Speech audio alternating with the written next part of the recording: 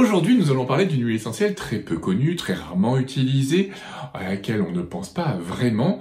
Une huile essentielle aussi très chère, parce que ça, au cas où j'oubliais de vous le dire, je vous le dis maintenant, hein, quand vous achèterez un flacon, vous allez relancer l'économie française rien qu'avec ce flacon, et ça fait plaisir.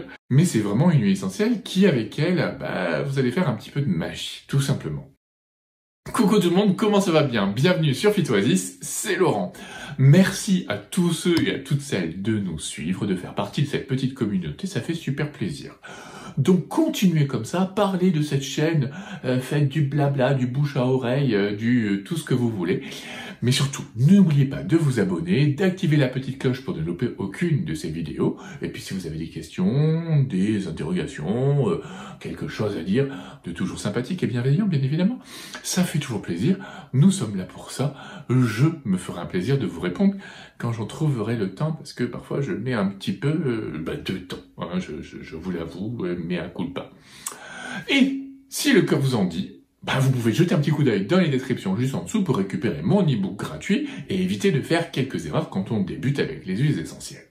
Mais revenons-en à notre petit laiton du Groenland. Alors, qu'est-ce que c'est? C'est une petite plante, un petit arbuste qui pousse déjà dans une contrée très fort lointaine, au nord, dans le grand froid, au-delà du mur.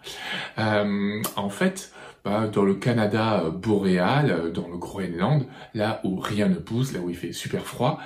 Et en plus, c'est une petite plante qui aime bien avoir les pieds dans la tourbe, les pieds dans l'eau.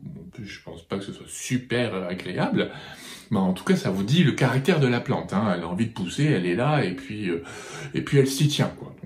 Donc déjà, une plante assez costaud. Donc c'est une plante très particulière, avec un fort caractère, et qui a une envie de vivre très marquée, hein, malgré tout, parce que, comme je vous disais, voilà, les pieds dans l'eau, dans un endroit comme ça, à moins d'avoir des problèmes de circulation, on n'a pas vraiment envie d'y aller. Et on va y revenir. Et donc, à partir de cette plante, on va récupérer une huile essentielle qui est vraiment très précieuse, parce que très difficile à distiller, et c'est ça aussi qui explique le coût de cette huile essentielle. Et cette huile essentielle, vous allez pouvoir l'utiliser pour plusieurs situations différentes. Premièrement, c'est une huile essentielle qui est exceptionnelle pour votre foie.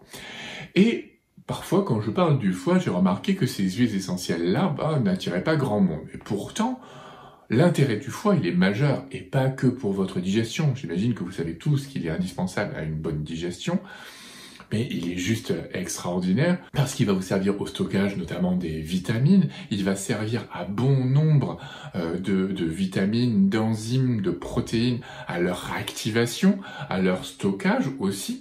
Il va servir notamment pour les médicaments à les rendre actifs et aussi à les éliminer. Et il va intervenir dans la synthèse des protéines, et donc il aura aussi un rôle important dans votre immunité. Et puis n'oubliez pas que justement que tout ce qui passe par votre intestin se retrouve à un moment filtré au niveau de votre foie, et donc encore une fois, il va intervenir dans la digestion, mais aussi dans votre immunité, puisque lui, il joue le rôle de filtre. Et donc, grosso modo, le foie est indispensable à la vie et dans bon nombre de situations. Donc si vous avez une huile essentielle qui est hépatoprotectrice et qui va aider à cette régénération, c'est d'autant plus important parce que tous les jours, votre foie a besoin de se régénérer. Tous les jours, il subit les attaques de l'environnement, que ce soit par notre alimentation, par la pollution, par les xénobiotiques, donc les médicaments, tout ce qu'on va prendre. Donc à chaque fois, ce stress oxydant, fait qu'il y a des lésions au niveau du foie et qu'il a besoin de se régénérer. Donc plus vous allez l'aider à se régénérer, plus vous allez avoir un foie en bonne santé et être actif.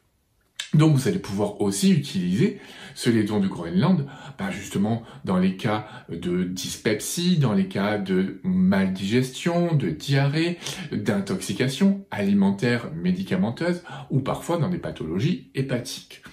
Donc vraiment y penser, et puis vous pourrez aussi y penser, ne serait-ce que parce que vous avez besoin de faire une petite détox, et donc là ça rejoint la vidéo de la semaine dernière sur le citron, puisque vous pourrez combiner les deux et ça sera très bien. C'est aussi une huile essentielle qui est circulatoire, certainement parce qu'elle a les pieds dans l'eau et que du coup ça booste bien cette circulation, peut-être que ça a à voir avec ça, et donc pour vous ça sera très bien. Si vous avez des lenteurs circulatoires, des défaillances, des insuffisances veineuses ou lymphatiques, ça va faire beaucoup de bien. Si vous avez des hémorroïdes, si vous avez des jambes lourdes, si vous avez des lymphangites, pourquoi pas avoir recours à ce petit laiton du Groenland. C'est aussi une huile essentielle qui a des vertus anti-allergiques. Elle est anti-histaminique, et donc là, à savoir que nous allons rentrer dans la période du pollen, d'ailleurs pour certains ça a déjà commencé, puisqu'il y a certains arbres qui sont déjà en fleurs et qui commencent à relarguer un petit peu tout ça, donc ça peut être intéressant d'y avoir recours. Et puis, ce qui est très bien aussi, c'est que c'est une huile essentielle qui est particulièrement calmante, relaxante. Vous allez pouvoir vous faire du bien grâce à cette huile essentielle, surtout si vous avez un tempérament anxieux, un tempérament stressé, et puis aussi chez les personnes qui sont en proie au doute facilement, qui n'ont pas confiance en elles, qui à chaque fois se remettent en question très facilement et qui ont tendance à se sous-estimer, à se dévaloriser. Vous verrez que cette huile essentielle peut vous faire du bien, peut vous accompagner et vous soulager. Mais alors, la grande question, qui peut utiliser cette huile essentielle? C'est une huile essentielle qu'on n'utilisera pas chez les enfants de moins de 6 ans, et c'est une huile essentielle que vous n'utiliserez pas non plus, ni chez la femme enceinte, ni chez la femme allaitante. Et enfin, c'est une huile essentielle que l'on n'utilisera pas sur des longues périodes chez les personnes qui souffrent de problèmes thyroïdiens, et particulièrement les hypothyroïdiens. Mais grosso modo, c'est pas une huile essentielle que vous allez utiliser sur des jours et des jours et des jours, donc en utilisation ponctuelle, ça sera pas un problème. Et maintenant, comment l'utiliser? Alors là aussi, c'est très bien, parce que vous allez pouvoir utiliser la façon qui vous va le mieux en inhalation. Alors ça sera plutôt une inhalation sèche, quelques gouttes sur un mouchoir, ça va vous permettre de vous détendre, parce que elle a une odeur très douce, très florale. Moi, je ne m'y attendais pas. J'en avais déjà entendu parler plein de fois, notamment pendant mes formations, mais je l'avais jamais utilisé. Jusqu'à ce que je l'utilise, et notamment pour moi, j'ai été vraiment scotché par son odeur qui m'a énormément plu. Alors ça, vous allez me dire, ça vaut pas grand-chose comme argument parce que on est tous différents et que ce qui me plaît à moi vous plaira pas forcément. Vous avez tellement tort, je suis tellement, on va dire, un témoin fiable, hein, et ce qui me plaît fait forcément référence. Donc voilà. Mais c'est vrai que grosso modo, faites ça avec les huiles essentielles. Je pense que c'est un très bon indicateur. Notre nez est vraiment... il y a des choses qu'on ne comprend pas, des choses qu'on ne sait pas. Et je pense que notre nez comme témoin, comme guide, avec les huiles essentielles, c'est vraiment particulièrement juste. Si une huile essentielle vous plaît, ou si vous adorez cette huile essentielle, c'est que vraiment elle vous correspond et elle va vous apporter quelque chose de bon. Là, on décroche un peu, on n'est plus dans le médical, on n'est plus dans le scientifique. Mais parfois, il y a des choses qu'on ne comprend pas. Peut-être qu'on comprendra plus tard. Mais c'est vrai que je trouve que c'est déjà une bonne chose de voir justement les choses comme ça. Et voilà, c'est pas parce qu'on comprend pas que on doit le dénigrer. Non, je ne pense pas du tout. On le comprend pas maintenant, on le comprendra peut-être plus tard.